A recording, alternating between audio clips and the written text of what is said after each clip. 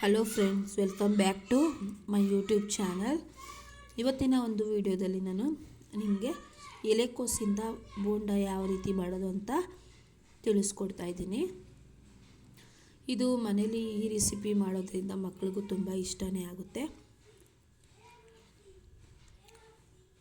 ಸಾಂಬಾರಲ್ಲಿ ಮಾಡಿದ್ರೆ ಎಲೆಕೋಸುಗಳನ್ನು ಸೈಡಿಗೆ ಎತ್ತಿಡ್ತಾರೆ, ಆದರೆ ಈ ಥರ ರೆಸಿಪಿ ಮಾಡಿಕೊಟ್ರೆ ಮಕ್ಕಳು ತುಂಬ ಇಷ್ಟಪಟ್ಟು ತಿಂತಾರೆ. ಬನ್ನಿ ಹಾಗಾದರೆ ಇದಕ್ಕೆ ಬೇಕಾಗಿರುವಂಥ ಪದಾರ್ಥಗಳನ್ನು ನೋಡೋಣ. ಮೊದಲು ನಾನು ಒಂದು ಎಲೆಕೋಸನ್ನು ತೊಗೊಂಡಿದ್ದೀನಿ. ನೋಡಿ, ಇದನ್ನು ನೀಟಾಗಿ ಈ ಥರ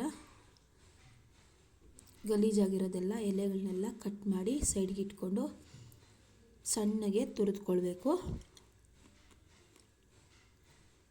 ನೋಡಿ, ನಾನು ಈ ಥರ ತುರಿದು ಇಟ್ಕೊಂಡಿದ್ದೀನಿ. ಈಗ ಇದಕ್ಕೆ ಶುಂಠಿ ಬೆಳ್ಳುಳ್ಳಿ ಪೇಸ್ಟು, ಮೈದಾ, ಪೆಪ್ಪರ್ ಪುಡಿ ಮತ್ತು ಡೀಪ್ ಫ್ರೈಗೆ ಎಣ್ಣೆ, ಉಪ್ಪು,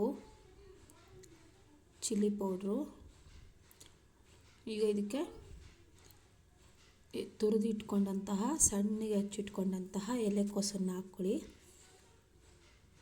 ಇದಕ್ಕೆ ರುಚಿಗೆ ತಕ್ಕಷ್ಟು ಉಪ್ಪನ್ನು ಹಾಕ್ಕೊಳ್ತಾ ಇದ್ದೀನಿ, ಮತ್ತು ಚಿಲ್ಲಿ ಪೌಡ್ರು 2 ಸ್ಪೂನು, 2 ಸ್ಪೂನು ಮೈದಾನ ಹಾಕ್ಕೊಳ್ತಾ ಇದ್ದೀನಿ.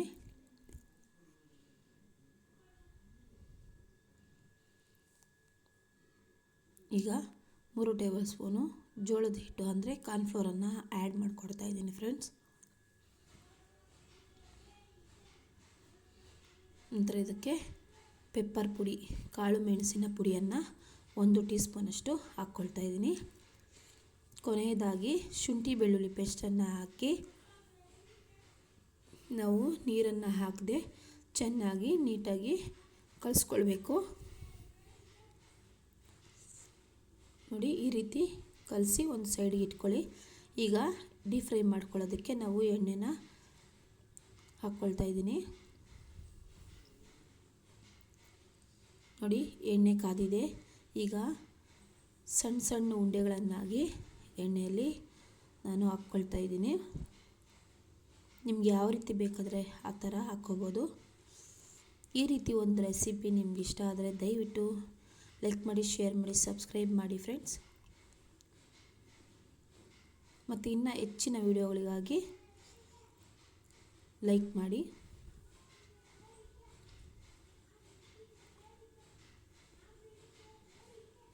ನೋಡಿ, ನೀವು ಬೇಕಾದರೆ ಪಕೋಡ ರೀತಿ ಸಹ ಹಾಕ್ಕೋಬೋದು, ಇಲ್ಲಾಂದರೆ ವಡೆ ಥರ ಕೈಯಲ್ಲಿ ತಟ್ಟಿ ಆ ಥರ ಸಹ ಹಾಕ್ಕೋಬೋದು. ತುಂಬ ಅಂದರೆ ತುಂಬ ಚೆನ್ನಾಗಿರುತ್ತೆ. ಎಲ್ಲರೂ ಈ ಥರ ಮಾಡ್ತಾಯಿದ್ರೆ ಗೋಬಿ ಅಂತ ಅಂದ್ಕೊಳ್ತಾರೆ, ಆದರೆ ಇದು ಗೋಬಿ ಅಲ್ಲ, ಬೋಂಡ ಥರ ಹಾಕ್ಕೊಳ್ತಾ ಇದ್ದೀನಿ. ನೋಡಿ, ಈ ಥರ ಗೋಲ್ಡನ್ ಕಲರ್ ಬರೋವರೆಗೂ ಫ್ರೈ ಮಾಡ್ಕೋಬೇಕು ಫ್ರೆಂಡ್ಸ್, ಆಗಲೇ ತುಂಬ ಚೆನ್ನಾಗಿರುತ್ತೆ.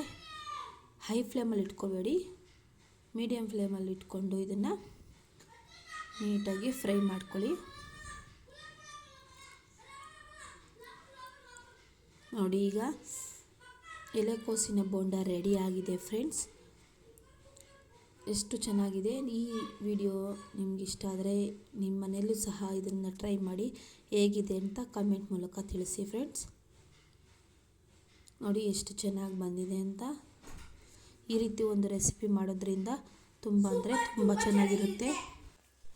ಈ ವಿಡಿಯೋ ಇವತ್ತಿಗೆ ನಾನು ಇಲ್ಲಿಗೆ ಎಂಡ್ ಮಾಡ್ತಾ ಇದ್ದೀನಿ ಫ್ರೆಂಡ್ಸ್.